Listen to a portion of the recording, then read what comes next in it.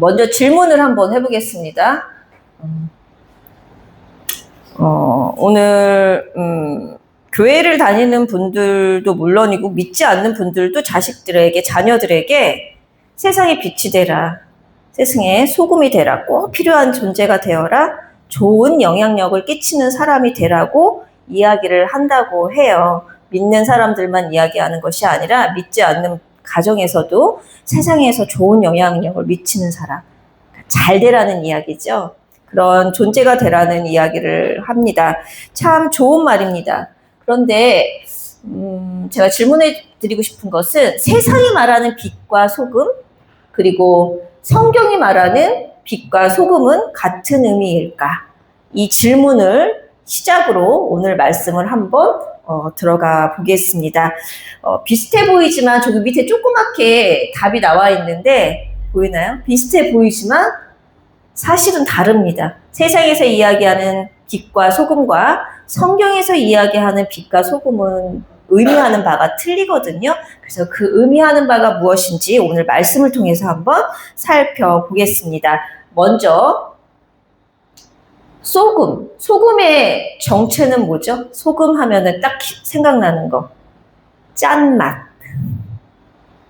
소금 하면은 우리가 짠맛이 너무 당연하지만 짠맛이 딱 생각이 납니다. 그러나 성경에서는 이 짠맛을 우리가 생각하는 먹었을 때 짜! 하는 그런 미각의 의미로만 표현하고 있지 않습니다. 예수님께서 뭐라고 말씀하시냐면 너희는 세상의 소금이니 소금이 만일 그 맛을 잃으면 무엇으로 짜게 하리요? 그 소금의 짠맛을 잃으면 아무 소용이 없기 때문에 밖에 버려져서 사람들에게 밟혀진대요. 우리가 소금이에요.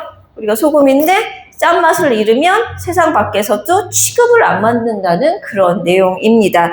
이럴 뜻이 무엇인지 우리가 먼저 성경 말씀을 통해서 한번 살펴보겠습니다. 소금의 맛을 잃으면 아무 쓸데없어 밖에 버려져 밟힐 뿐이라고 나옵니다. 이 짠맛을 잃어버리면 소금의 가장 중요한 특징이 짠맛이거든요. 레위기에서 무엇이라고 이야기하고 있냐면 여기도 소금이라는 단어가 나오죠. 내 모든 소재물에 소금을 치라. 내 하나님의 언약의 소금을 내 소재에 빼지 못할지니라. 아멘. 소재물이라는 건 뭐냐면 소재라는 제사가 있어요. 그 제사에 드리는 제물, 그러니까 소, 양 이런 제물에다가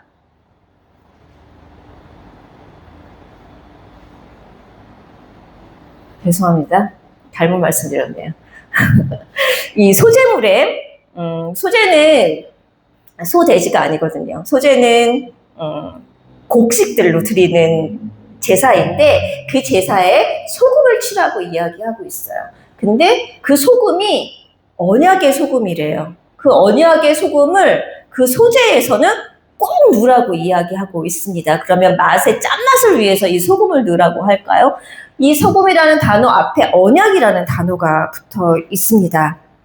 다시 말해서 이 소재를 위한 모든 제물에 소금을 넣으라고 말씀하고 있으세요. 그리고 하나님은 그 소금을 언약의 소금이라고 부르고 있습니다. 그렇다면 이 소금을 왜 언약이라고 부르셨을까요? 소금 따로 언약 따로인 것 같은데 이 소금을 언약이라고 말씀하고 있습니다. 역대하 13장 5절 말씀을 보면 소금 언약이 무엇인지 정확하게 설명되어 있습니다.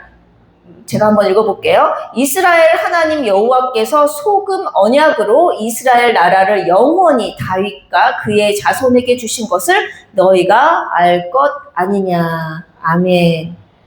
소금 언약으로 나라와 자손을 주셨다라고 이야기하고 있습니다. 이 소금 언약을 주셨는데 이 언약의 소금이 무엇인지 역대하에서 말씀하고 있는데 나라와 자손이라고 이야기하고 있습니다. 다시 말해서 소금 언약인 하늘나라를 다윗의 자손에게 주었다라고 이야기하고 있는데 다윗의 자손이 누구일까요? 다윗의 자손의 자손으로 말미암아 누가 오죠? 누가 대답했는데 예수님. 네, 맞아요. 예수 그리스도, 여기 써있구나. 소금 언약의 완성은 예수 그리스도예요. 다시 말해서 다윗의 후손으로 오시는 예수 그리스도를 통해서 우리가 가는 곳, 그 땅, 하늘나라, 그 구원의 약속이 소금 언약이라고 이렇게 이야기하고 있습니다. 다시 말해서 소금 언약은 구원의 약속입니다. 이 흐름으로 보면 우리가 성경 말씀을 한 구절 더 찾아볼 텐데요. 열왕기하 2장 20, 소금의 단어가 나오는 말씀이에요. 열왕기하 2장 21절 말씀인데 엘리사가 나쁜 물을 고치는 그러한 말씀입니다. 우리 다 같이 한번 읽어볼게요. 우리 이 말씀은 엘리사는 사람 이름이에요. 그리고 엘리사가 무슨 일을 하는지 우리 다 같이 한번 읽어보겠습니다. 시작. 엘리사가 물 근원으로 나아가서 소금을 그 가운데에 던지며 이르되 여호와의 말씀이 내가 이 물을 고쳤으니 이로부터 다시는 죽음이나 열매 맺지 못함이 없을지니라 하셨느니라 하니. 아멘. 엘리사가 소금으로 무슨 일을 했대요? 물을 고쳤대요. 어떤 물이냐면 이게 나쁜 물이라고 나오거든요, 말씀에.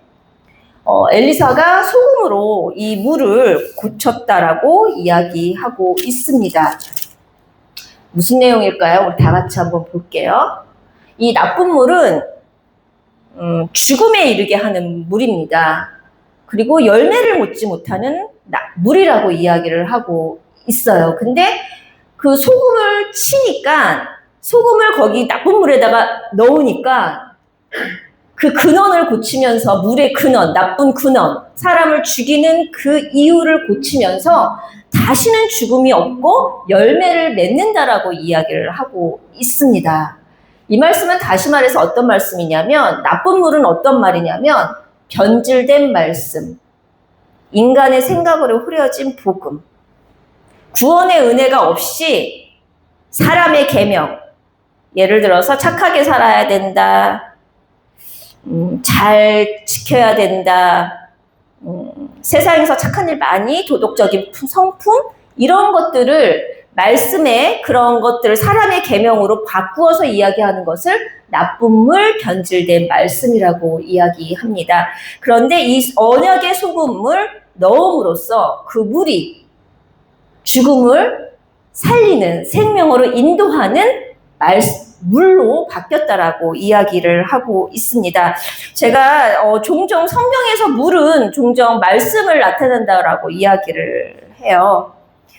이렇게 엘리사는 소금으로 인하여 나쁜 물을 생명을 살리는 물로 바꿨다라고 이야기하는데 이 말씀을 우리 지금 살아가는 시대로 돌아와서 말씀을 다시 적용해서 바꾸어 보면 결국 나쁜 물, 사람을 죽이는 조문을 소금으로 말미암아 언약이라는 소금을 넣어서 생명으로 바꾸는 물, 즉 복음으로 바꾸었다라고 이야기하고 있습니다.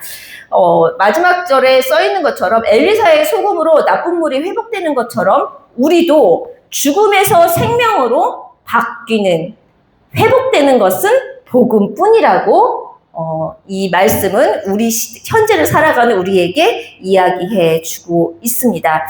정리해 보겠습니다. 지금 세 구절을 통하여 소금이 뭔지 짠맛이 뭔지 이야기를 나눠봤는데 정리한 내용으로 한번 보겠습니다.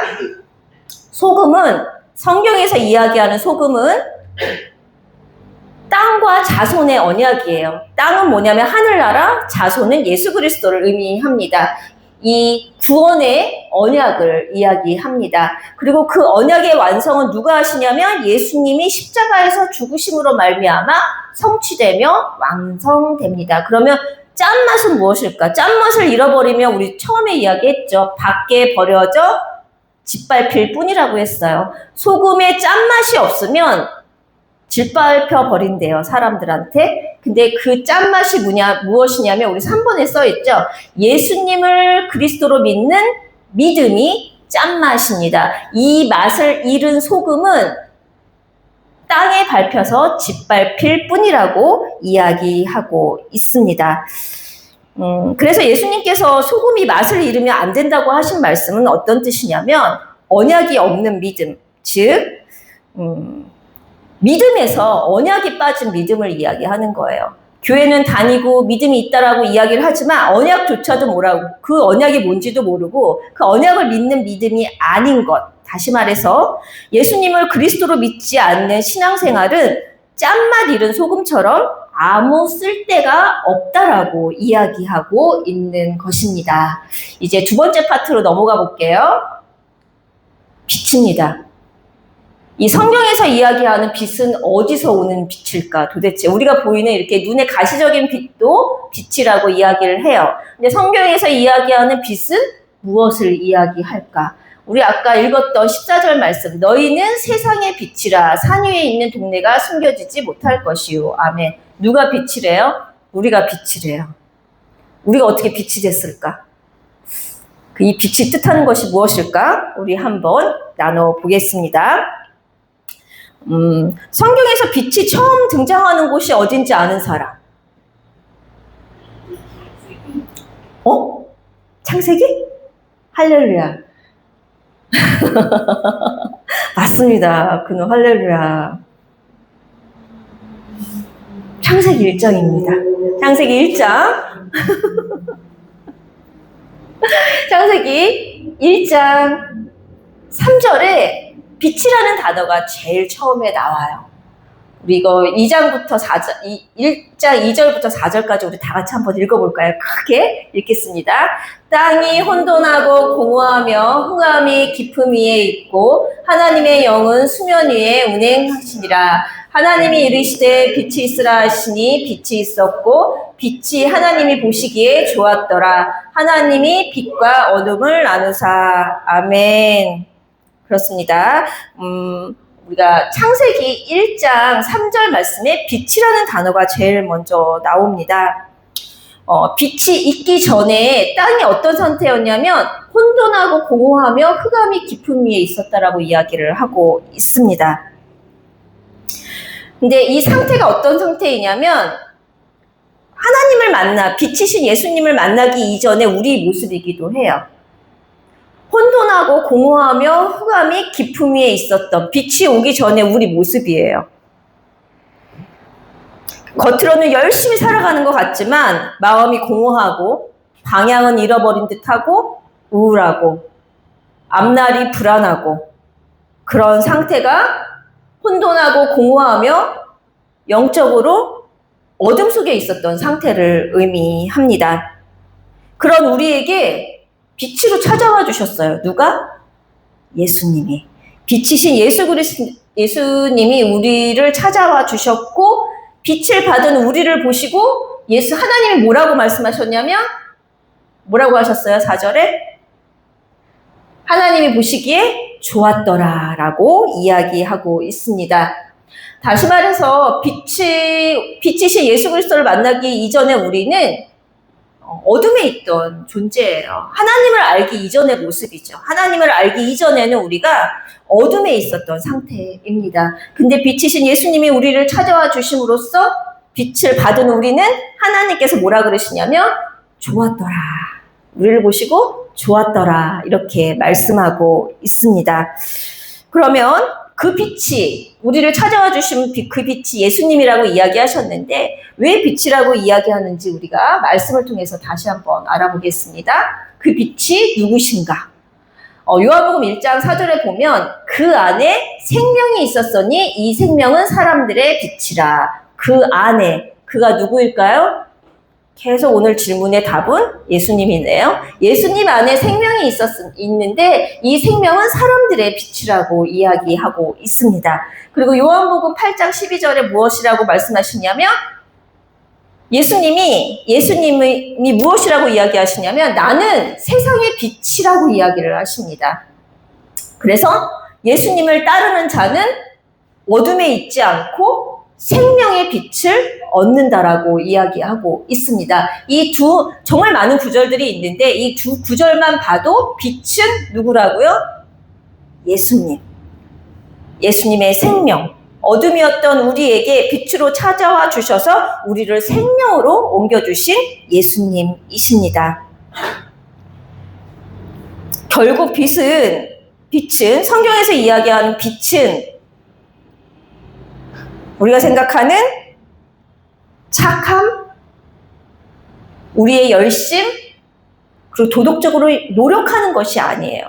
도덕적으로 내가 착하게 살아야지, 그다음에 내가 열심히 해야지, 이런 것들을 이야기하는 것이 아니라 성경에서 이야기하는 빛은 예수님 안에 있는 생명이 우리한테 들어온 거예요.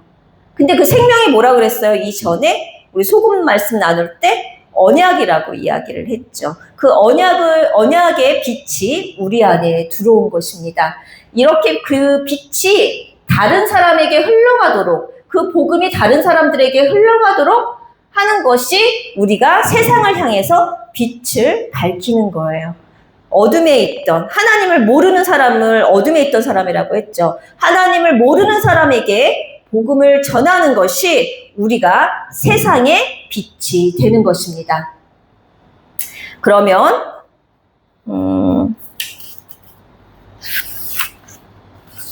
처음 질문으로 다시 돌아가 볼게요. 세상에도 빛과 소금을 이야기한다라고 이야기했어요. 세상에서도 빛과 소금이 되라. 좋은 사람이 되라. 선한 영향력을 끼쳐라. 도덕적인 모범을 보여라라고 이야기한다라고 초반에 말씀을 나눴습니다.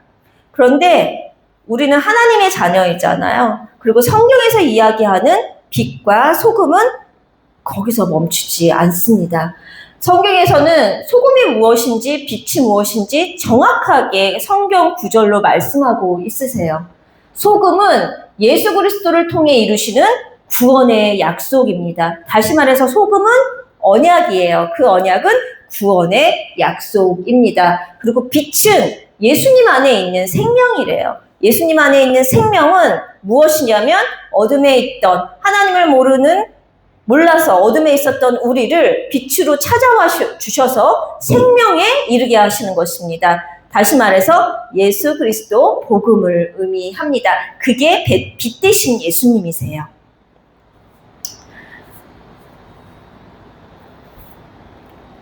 그래서 우리가 초반에 레위기 말씀 나눴었죠. 예물을 드릴 때 그 예물에 무엇을 치라고 얘기했죠? 기억하는 사람. 예물을 드릴 때 거기에다 무슨 짠맛을 내는 소금을 치라고 이야기를 했습니다. 언약을 믿는 믿음으로 하나님께 나오라는 뜻이에요. 우리가 실제 소금을 들고 하나님한테 나아가는 것이 아니라 그 짠맛이 무엇이냐면 믿음 갖고 나와. 언약을 믿는 믿음으로 하나님 앞에 나오라는 말씀이 소금을 치라는 말씀입니다. 그렇다면 빛과 소금이 어떻게 될 수 있을까요? 내가 어떻게 빛이 될 수 있을까? 내가 어떻게 소금의 짠맛을 낼 수 있을까? 그 말씀을 한번 살펴보겠습니다. 요한복음 15장 5절 말씀이에요. 거의 다 왔습니다. 오늘 거의 다 왔습니다. 우리 다 같이 한번 읽어보겠습니다. 시작. 나는 포도나무요 너희는 가지라. 그가 내 안에 내가 그 안에 거하면 사람이 열매를 많이 맺나니 나를 떠나서는 너희가 아무것도 할 수 없음이라. 아멘. 이 말씀에는 포도나무와 가지라는 내용이 나와요. 뭐라고 말씀하시냐면 포도나무 가지에 포도나무가 맺혀 있는데 그 포도나무에 맺혀 있는 포도송이가 어떤 일을 하나요? 그 열매를 맺기 위해서 열심히 무슨 일을 할까? 몸을 비틀고 어떤 노력을 하고 할까? 아무것도 안 해요. 그냥 붙어 있기만 하면 열매가 자라고 열매가 맺히는 것이거든요. 다시 말해서 이 비유는 어떤 말씀이냐면 열매는 너희가 억지로 만들어내는 것이 아니다. 그 열매는 너의 노력으로 만들어지는 것이 아니다. 예수님께 붙어 있으면 자연스럽게 맺히는 것이 소금과 빛이라고 이야기하고 있습니다. 그러면 그냥 가만히 있으면 되나? 아무것도 없이? 무엇으로? 언약을 믿는 믿음으로 붙어 있기만 하면 열매는 이 뿌리에서 나오는 영양분으로 공급을 받아서 열매가 맺어진다라고 이야기를 하고 있습니다. 오늘 말씀에서 중요한 단어는 소금인데, 소금에서 가장 중요한 것이 무엇이라고 했죠? 소금의 정체는 뭐라고 했죠? 어떤 맛을 낸다고? 짠맛. 근데 그 짠맛이 없으면 밖에 버려진대요. 내가 짠맛을 내기 위해서 음식에다가 짠맛을 냈는데 그 소금이 짜지 않아. 그러면 사람들이 그 소금을 어떻게 할까요? 버리겠죠. 짠맛을 나는 소금을 다시 구해서 음식에 넣겠죠. 근데 하나님이 우리한테 예수님이 우리한테 소금이 되라고 말씀하시면서 그 짠맛을 잃으면 절대 안 돼. 너희가 소금인데, 니네가 소금에서 소금이 돼. 근데 그 소금 안에 짠맛은 꼭 있어야 된다라고 이야기를 하고 있는 것입니다. 근데 그 짠맛이 무엇이라고요?